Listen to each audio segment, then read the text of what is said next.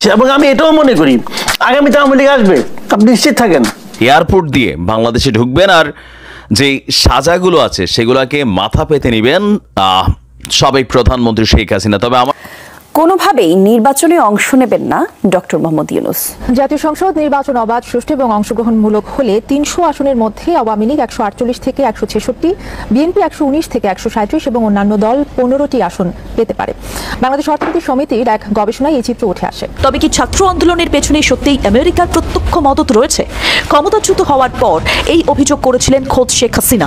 তার দাবি বাংলাদেশের সেন্ট মার্টিনস দ্বীপে সেনাঘাঁটি বানাতে চায় আমেরিকা। আমেরিকা যেভাবে ডক্টর ইউনূসের সাথে কোলাকুলি করছে তাতে সন্দেহটা আরো বাড়ছে বই কমছে না। সেন্ট মার্টিনের গল্পটাই বাকি, আর বিশ্লেষণ থাকছে আজকের রিপোর্টে।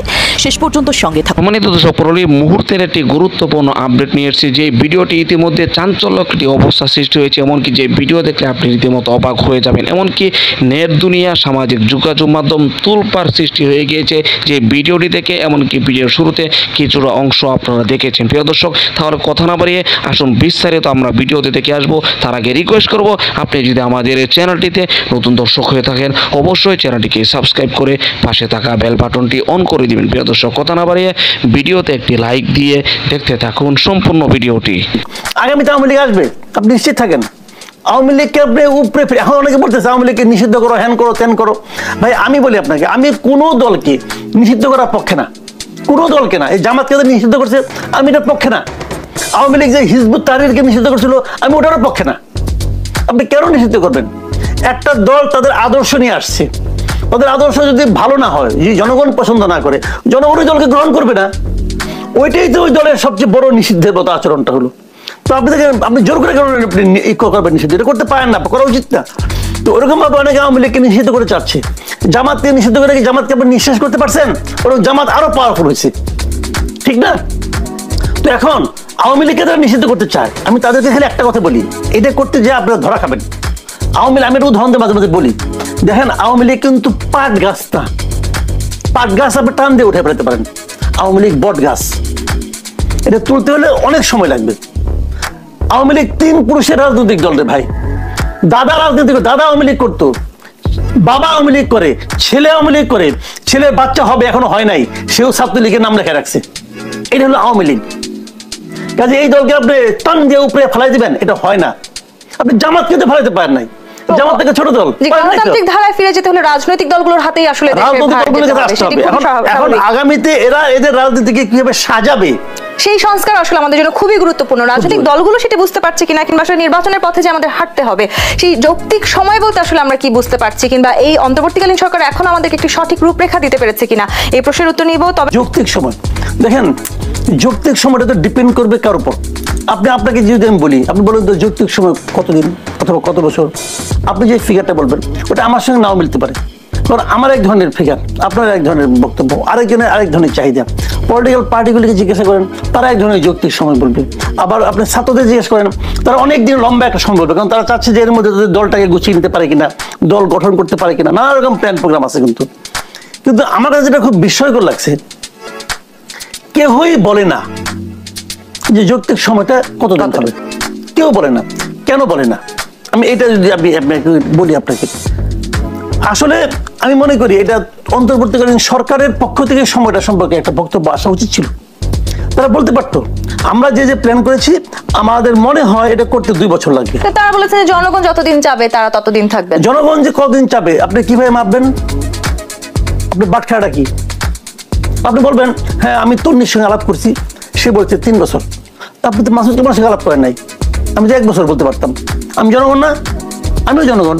কাজে ওইগুলো হলো একটা ফালতু কথা, যে নাকি শেখ হাসিনা বলতো জনগণ আমাকে ভোট দিয়ে পাঠিয়েছে। তো এখন এটা আপনি কিভাবে মাপবেন? জনগণ তাদের ভোট দিয়ে পাঠাইছে, এটা তার ইলেকশন কমিশন তো বলতো। এই আওয়াল সাহেব বলতো না, কাজে হাবিবুল আওয়াল সাহেব, উনি তো একজন সচিব ছিলেন, বিখ্যাত ব্যক্তি। ওনার সঙ্গে সব জ্ঞানী লোক সবাই মিলে বলতো হ্যাঁ জনগণ শেখ হাসিনাকে ভোট দিয়ে পাঠিয়েছে। তা তো বলতো, সত্য ছিল না। কাজে আপনি যখন বলবেন জনগণ যতদিন চাইবে তখন প্রশ্নটা হবে জনগণ চায় কি না চায়, এটা মাপবো কিভাবে? এইগুলো হলো কি জানেন, সময়টাকে মানে সুস্পষ্টভাবে না বলার একটা পায়তারা। এটা ঠিক না। ওনাদের যেটা বলা উচিত, ওনারা হিসাব করবেন ওনারা কি কি সংস্কার করতে চান। যেমন সংস্কারের জন্য ওনারা ডিসেম্বর পর্যন্ত সময় বেঁধে দিয়েছেন, ডিসেম্বরের মধ্যে তাদের রিপোর্ট দিতে হবে, বুঝলেন?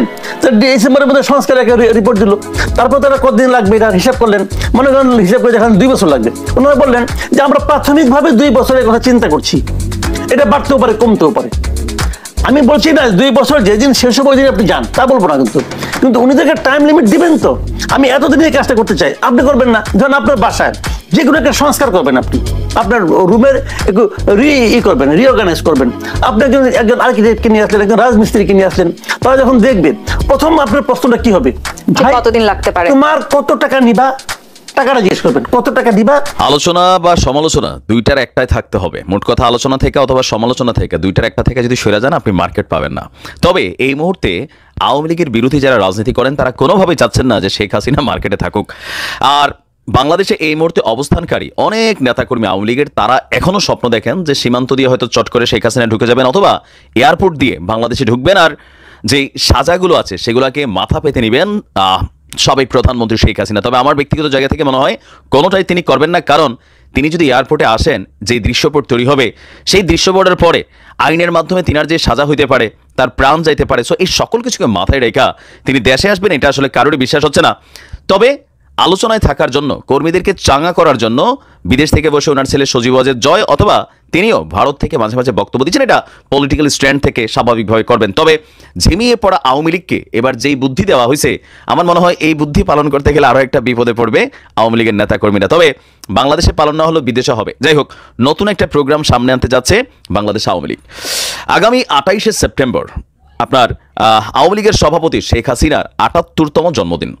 দিনটিকে যথাযোগ্য মর্যাদায় উদযাপনের জন্য আওয়ামী লীগের সর্বস্তরের নেতাকর্মী, সমর্থক, দেশবাসীর প্রতি আহ্বান জানানো হয়েছে। তবে আমার কাছে মনে হয়েছে এটাও একটা সঠিক সিদ্ধান্ত এই মুহূর্তে না, কারণ দেশের মধ্যে আপনার এই যে বৈষম্য বিরোধী আন্দোলনকে কেন্দ্র করে হাজার হাজার মানুষ মারা গেছে, আহত হয়েছে, এখনও তাদের পুনর্বাসন হয়নি, চিকিৎসা হয়নি, রাষ্ট্র কাঠামোর মধ্যে এখন পর্যন্ত ঝামেলা, বিভিন্ন জায়গায় নানান ধরনের ঘটনা ঘটছে, আইনশৃঙ্খলা পরিস্থিতি মানে নেগেটিভ অবস্থায় আছে।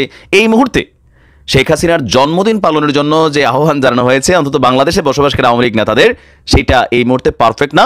আর এটা পালন করতে গিয়ে আবার কোথায় যে কোন ভেজাল তৈরি হয়, কোন মায়ের কোল যে খালি হয়, কে যে হামলার শিকার হয়, কে যে মামলার শিকার হয়, সেটাও কিন্তু একটা ইস্যু। তবে আওয়ামী লীগ তাদের ভেরিফাইড ফেসবুকে বলেছে, দিনটি যথাযোগ্য মর্যাদায় উদযাপনের লক্ষ্যে বাংলাদেশ আওয়ামী লীগের সর্বস্তরের নেতাকর্মী, সমর্থক এবং দেশবাসীর প্রতি উদাত্ত আহ্বান জানানো হয়েছে। শখ এখনো ভালোই আছে, দেশবাসী শেখ হাসিনার জন্মদিন পালন করবে।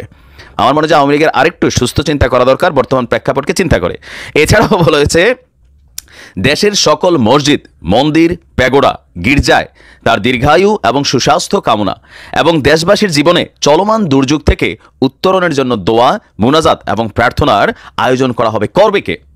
একটা সময় আওয়ামী লীগের বিরুদ্ধে বা বঙ্গবন্ধুর ভাস্কর্য ইস্যুতে যদি কোনো মসজিদের ইমাম কথা বলছে, ইমামরা ধরে পিটানো হয়েছে, আওয়ামী লীগের নেতাকর্মীরা মারছে, ওয়াজ মাহফিল বন্ধ করে দিছে।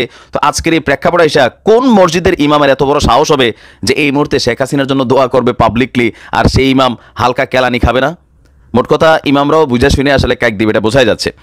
আরও বলা হয়েছে, মুক্তিযুদ্ধ বিরোধী এই চেতনা বাদ দেন, এগুলা বাংলাদেশের মানুষ এই মুহূর্তে খায় না, কারণ প্রকৃত চেতনাটা যেটা ছিল, অধিকাংশ দুর্নীতিবাজ লুটপাটকারীরা যখন এই চেতনা কথা বলে গত 16 বছর বাংলাদেশকে লুটপাট করছে, মানুষ এখন এগুলা আসলে আর ফিল করতে চায় না।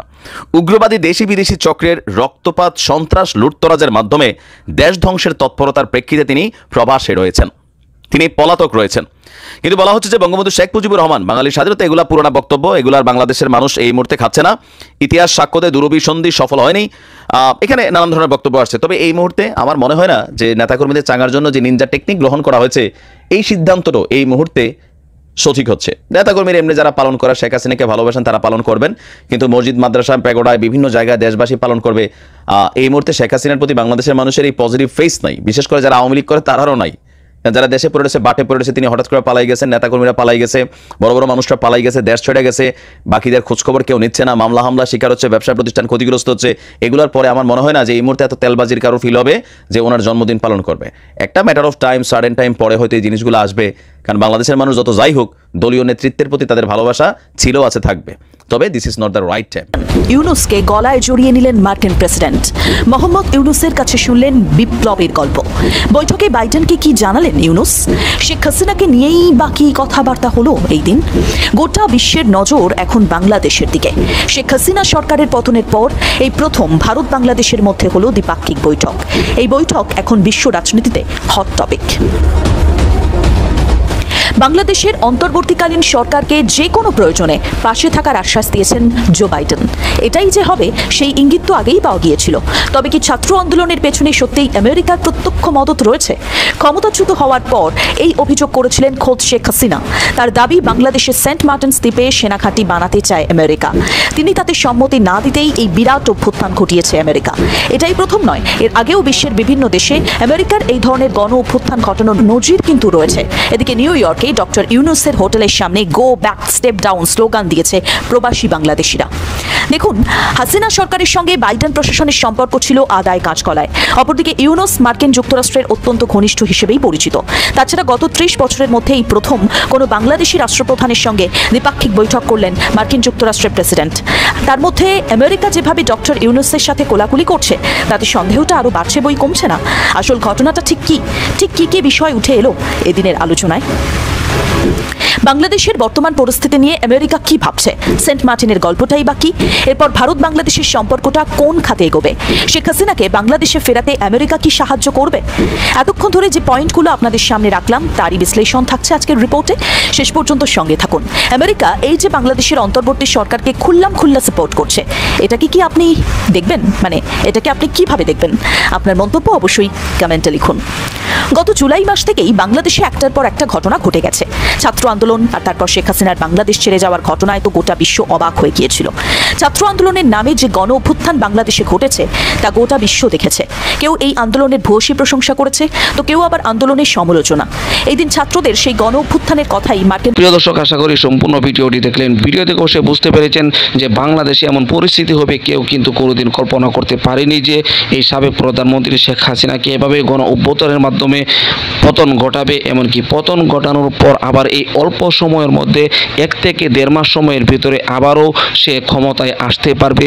এমনকি বাংলাদেশের অধিকাংশ জনগণ তার প্রতি সাপোর্ট করবে, এটা কিন্তু কেউ কোনোদিন কল্পনা করতে পারেনি। প্রিয় দর্শক, আপনারা ইতিমধ্যে দেখেছেন যে বাংলাদেশের নেতাকর্মী থেকে শুরু করে সাধারণ জনগণ, এমনকি বিশ্বের অনেক মানুষই কিন্তু সাবেক প্রধানমন্ত্রী শেখ হাসিনাকেই আবারও বাংলাদেশে প্রধানমন্ত্রী হিসেবে দেখতে চান। আমরা এই কয়দিনে এতটুকু কিন্তু বুঝতে পেরেছি। প্রিয় দর্শক, এখনও মনে হয় সুষ্ঠু নির্বাচন হলে সাবেক প্রধানমন্ত্রী শেখ হাসিনা হতে পারে জয়ী হয়ে যাবে। প্রিয় দর্শক, এই বিষয়টিকে আপনি কোন চোখে দেখেন, এমনকি আপনার কি মতামত হতে পারে? আমাদের এই কথার সাথে যদি আপনি একমত থাকেন অবশ্যই কমেন্ট বক্সে জানিয়ে দেবেন। প্রিয় দর্শক, আর আপনাদের কাছে আরেকটি রিকোয়েস্ট করব, আপনারা বর্তমান পরিস্থিতিতে বাংলাদেশে আবার নতুন করে প্রধানমন্ত্রী হিসেবে কাকে দেখতে চান এই বিষয়টি অবশ্যই কমেন্ট বক্সে জানিয়ে দেবেন। এই বলে প্রিয় দর্শক, আজকের মতো ভিডিওটি এখানে শেষ করছি। ভালো থাকুন, সুস্থ থাকুন, আবারও দেখা হচ্ছে পরবর্তী ভিডিওতে।